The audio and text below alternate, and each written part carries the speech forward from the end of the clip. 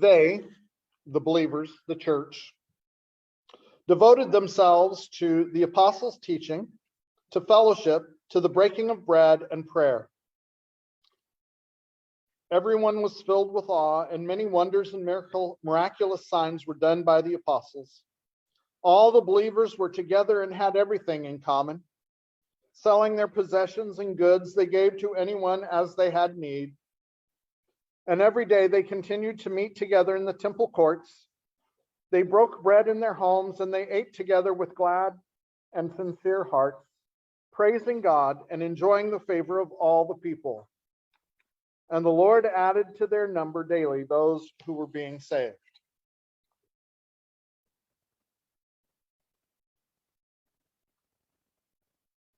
All right. I can't not take this opportunity. There was a pastor. He came to a new church and he preached a great sermon.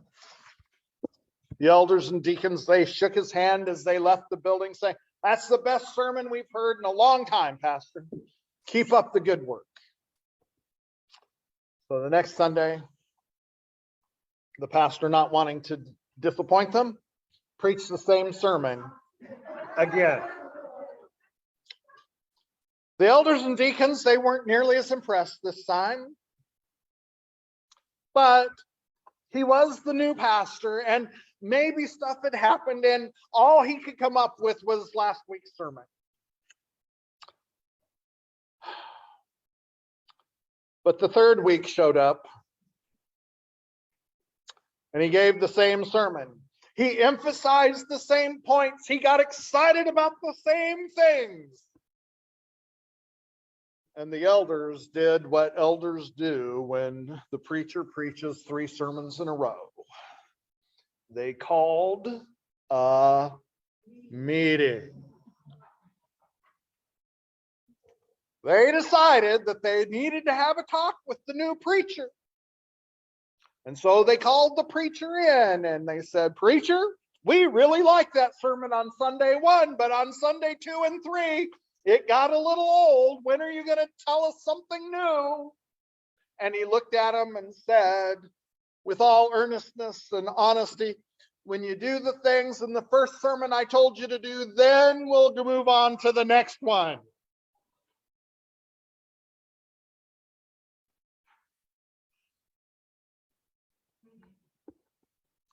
You don't know how often I've thought about preaching that sermon 3 weeks in a row to see if I could get a meeting of the elders. Not that I really want that to happen.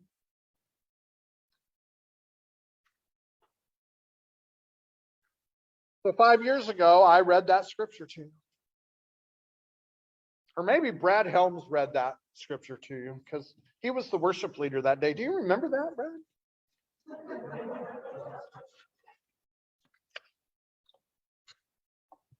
I said, this sermon's about being the church. How many of you are a part of the church? Just so you know, if you believe in Jesus, you're a part of the church. Because the church isn't just what happens here at 1250 Nyssa Street.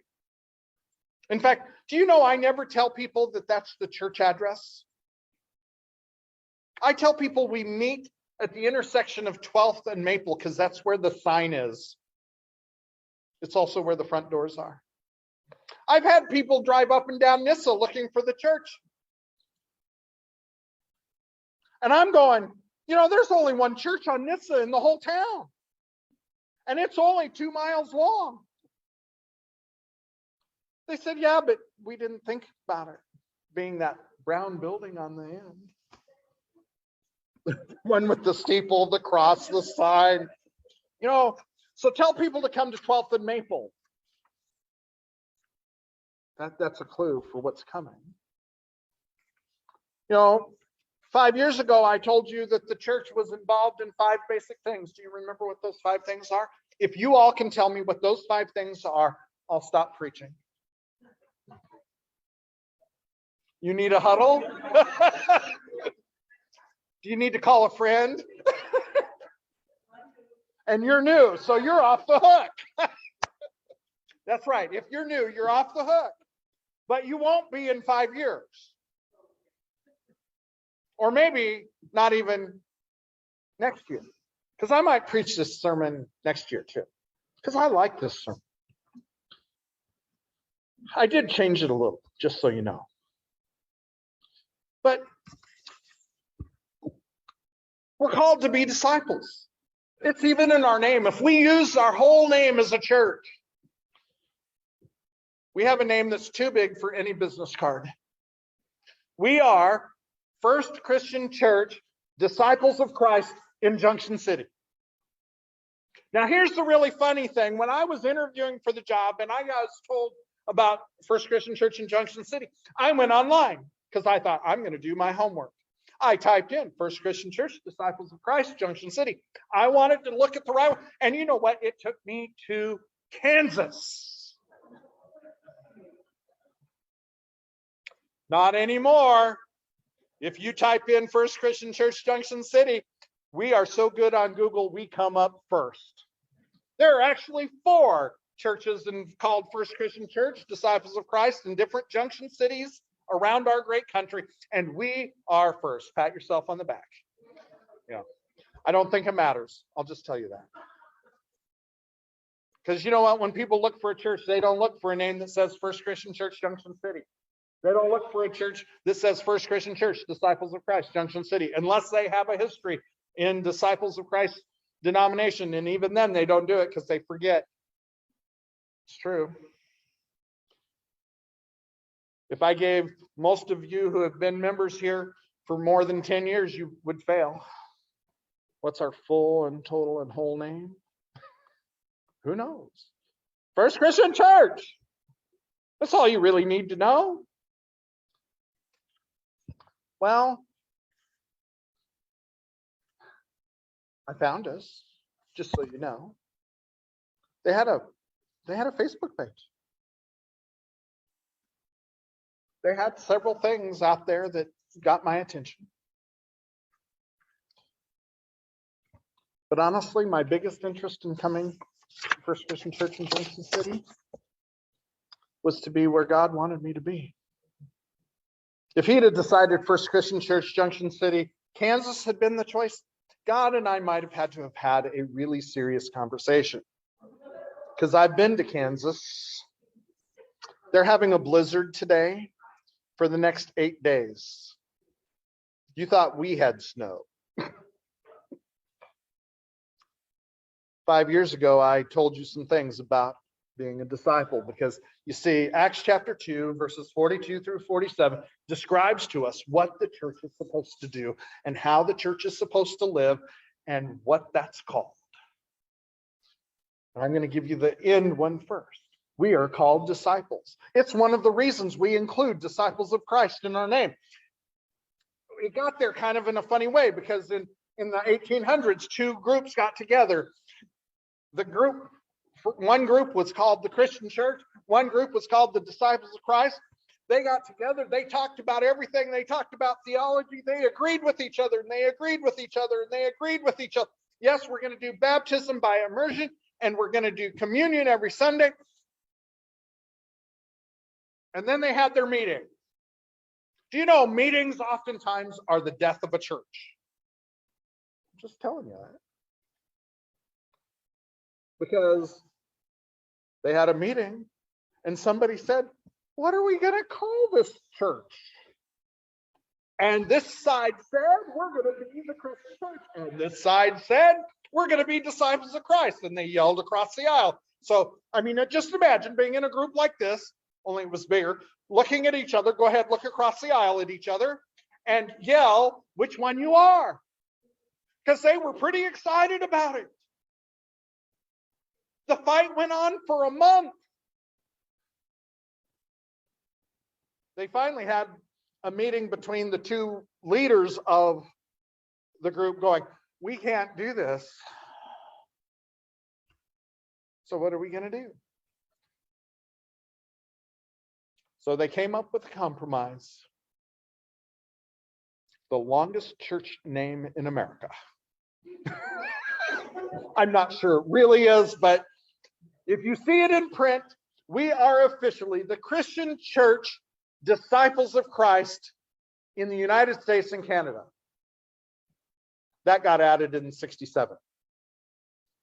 Because it wasn't long enough the first time, I think. We didn't know where we were.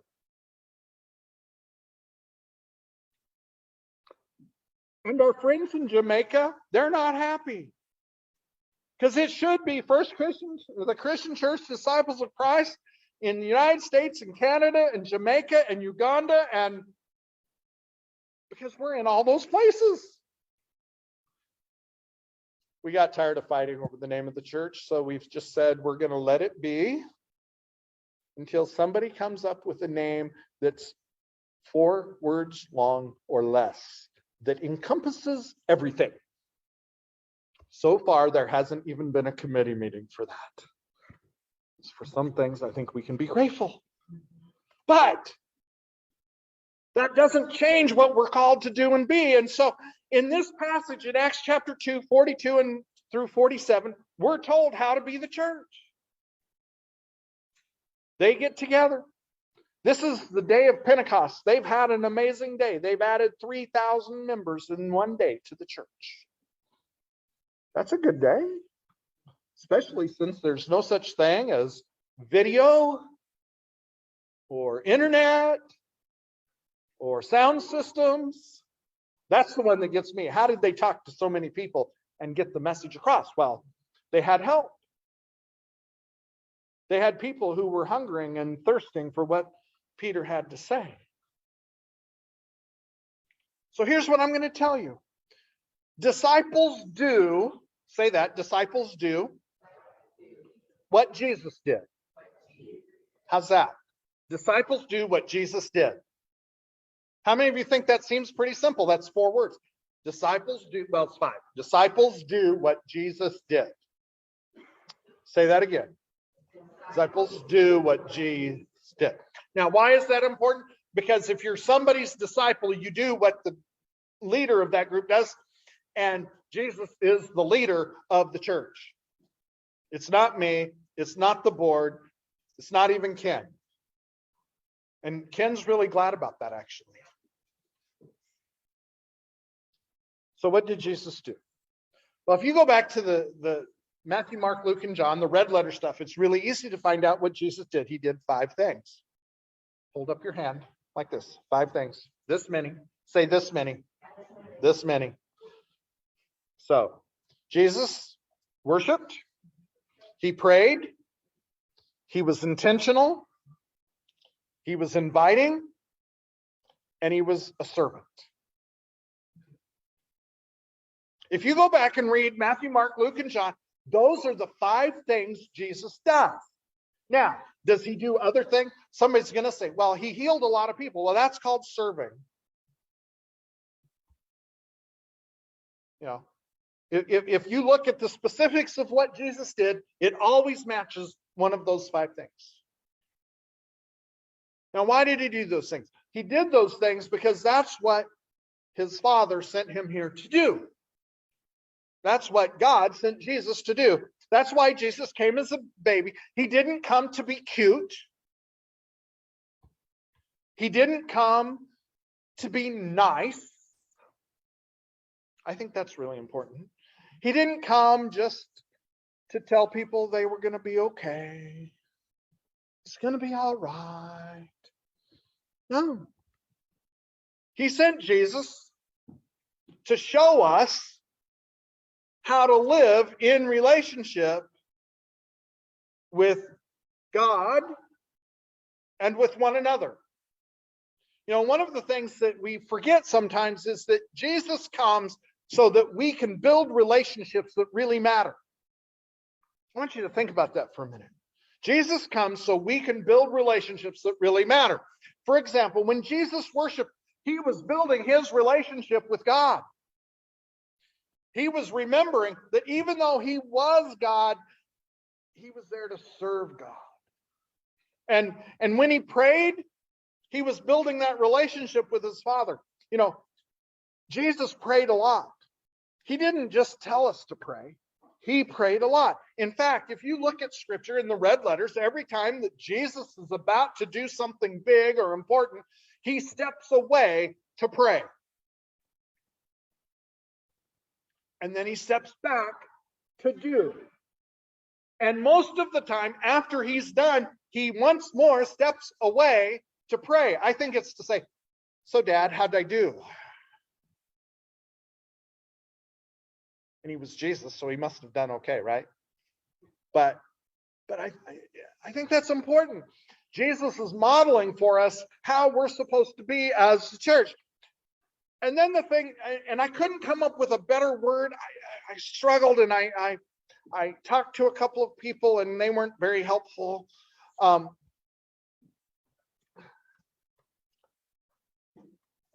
He was intentionally, this is the third thing, he was intentionally united with God. And that's the part where he stepped away to pray, and he kept that relationship open. He didn't ever shut off that relationship. And the fourth thing that Jesus does is he was intentionally inviting of people into his world. Sometimes he just went straight in, but oftentimes he was the one inviting them to come to him. Come and see, come and do, come and be. Intentionally. He didn't do it by accident. He wasn't going to church one day, saw somebody on the street, hey, you ought to come to church with me. I think that's sometimes how church people do. We find people, we know they need Jesus because we've seen how they live. That's in our own head, just so you know. And they go, oh, you need Jesus. And so we invite them. Why don't you come to church? You need Jesus. That's not a good way to do it. We'll talk about that later. But, the intent is good. But no, Jesus went into every relationship intentionally. One of my favorite examples of that is the woman who had the 12-year-long flow of blood. She needed healing. She thought she could sneak up to Jesus, touch him on the robe, and be healed. And she was. But Jesus wasn't fooled. Jesus stopped the parade, turned around, and said, who the heck touched me? And the disciples looked at Jesus and said, are you freaking crazy? They all touched you. I think that's true. I think they all wanted to touch Jesus. I think people made ways up there. And Jesus says, no, you don't understand.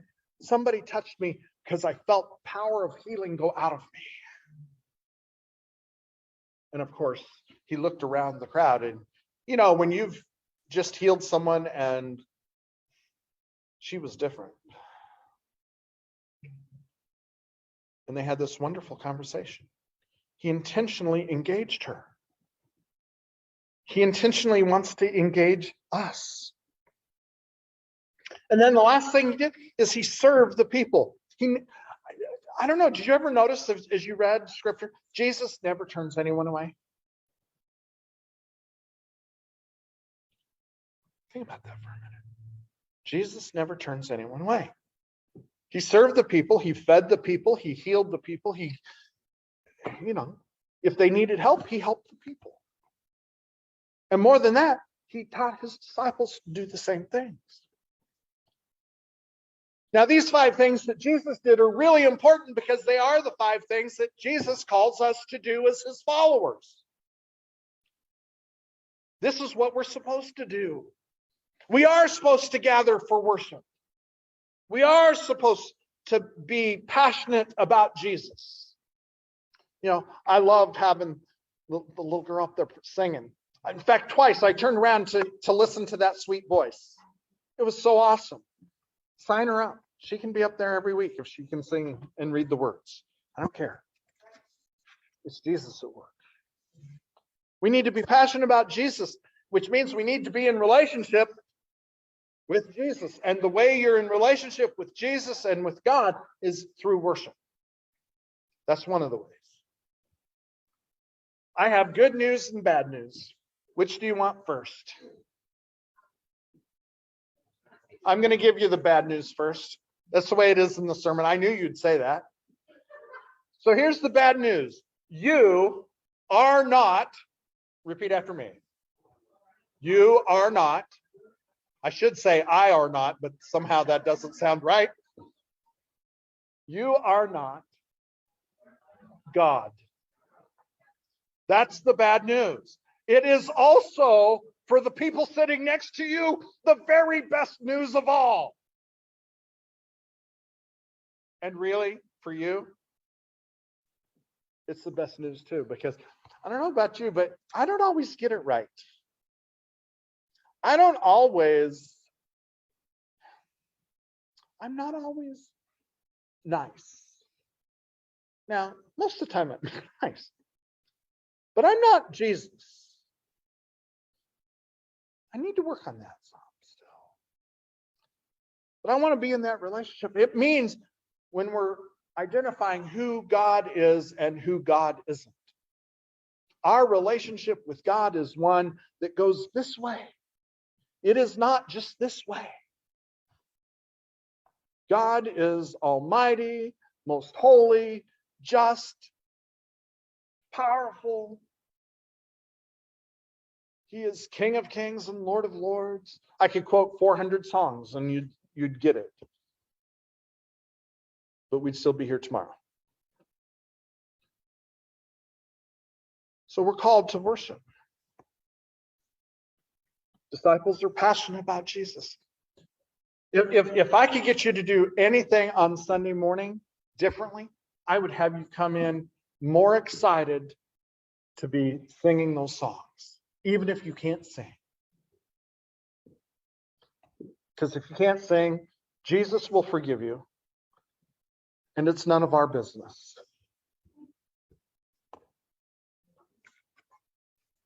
So grow in your passion for Jesus on Sunday morning. Worship him on Tuesdays. It happened again this week. I was driving down the road. Car drove up next to me. The woman in the car was singing. The good news is she was singing songs I recognized about Jesus. She was having worship in her car.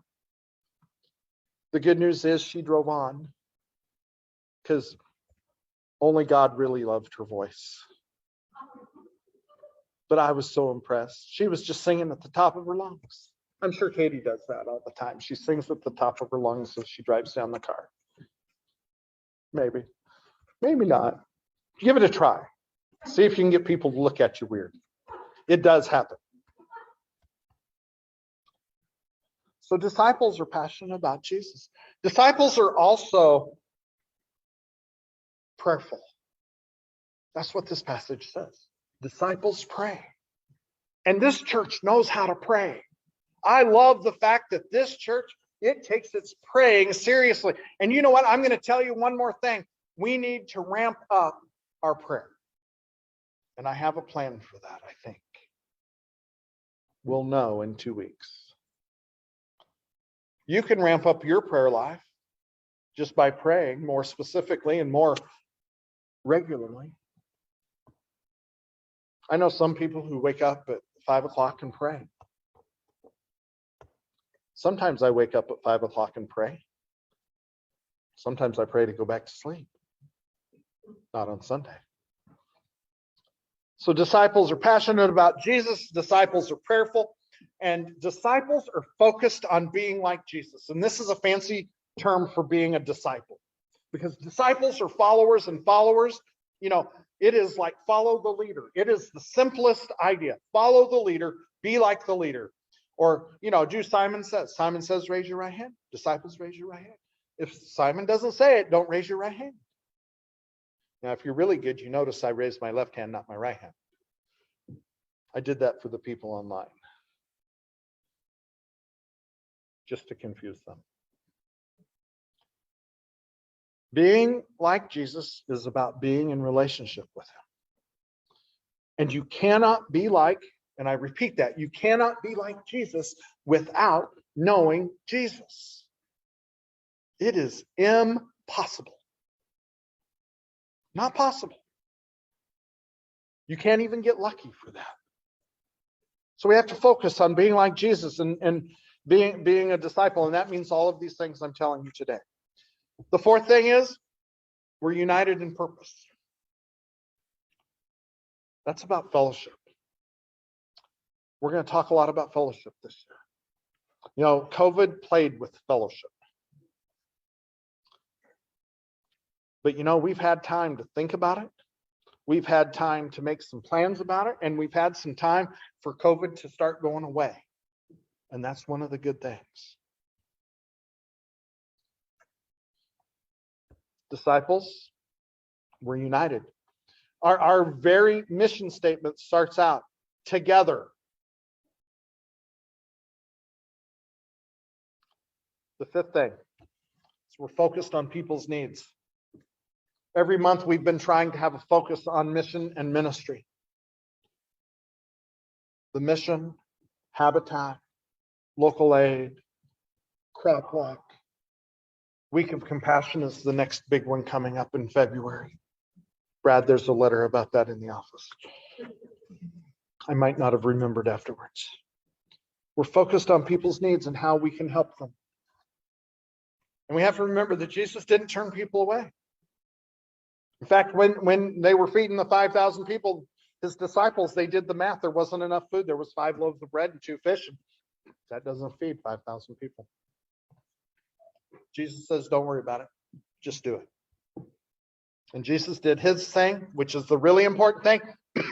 We are not in charge of doing Jesus's thing. Jesus does the impossible things. We do what Jesus makes possible.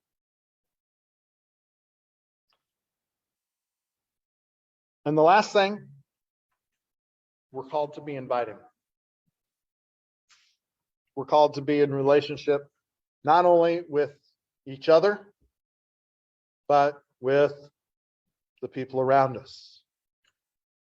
It's about inviting people to enter into your life as a disciple. It's not about inviting someone to come be a part of the church.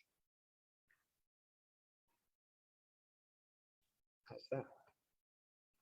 That mean I don't want you to invite people to the church? No.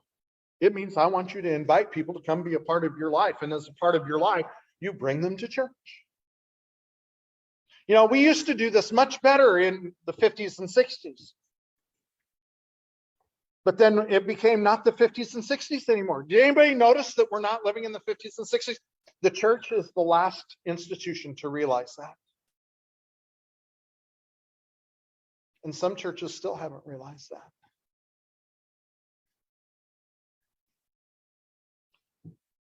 So what does it mean for us? It means it takes effort. Being a disciple, being like Jesus, takes effort. We have to step up and out. We have to reach up and out. We have to move up and out. The bad news is you really can't do it from your couch very well. COVID's teaching us that too. Sermon title is A Whole New Year, the same old message. Being a disciple takes commitment, and it always brings us to a question.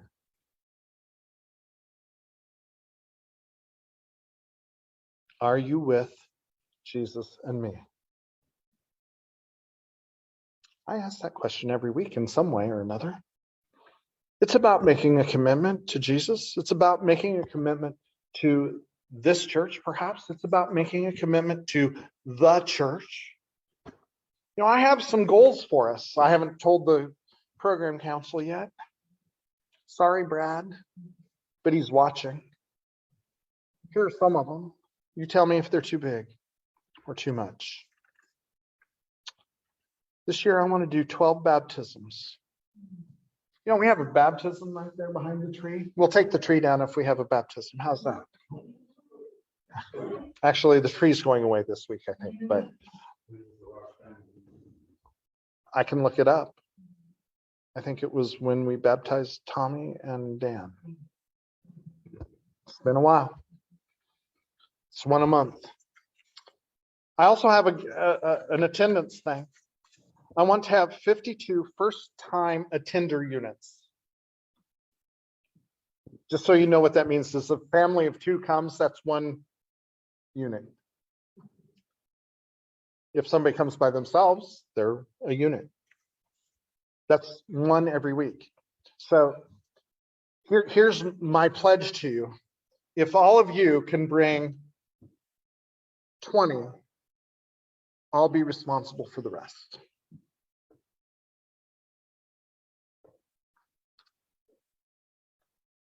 By the way, I'm already ahead. Just so you know. I want to increase our general fund giving by 15%. I want to increase our giving to our special offerings by 15%. I want to increase our worship attendance to 100, with 75 of those being in the building. By the way, if today we had 75, we would have about 115, I think, if I looked at the numbers online, right?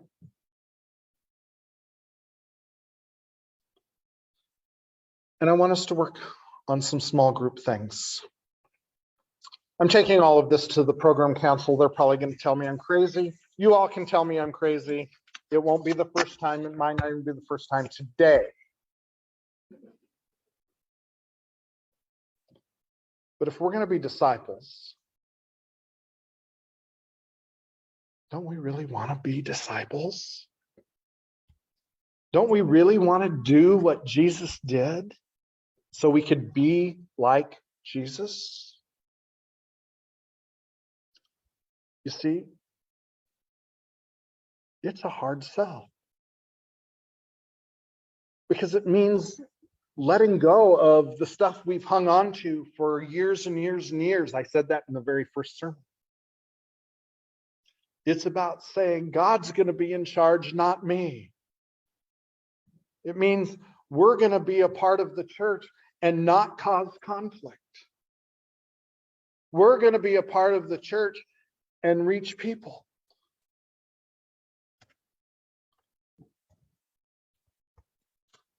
So I thought I would give you an opportunity today.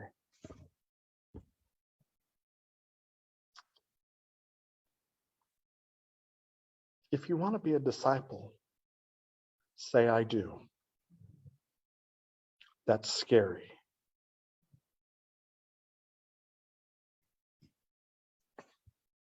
If you want to be a disciple, say I do. Let's stand together.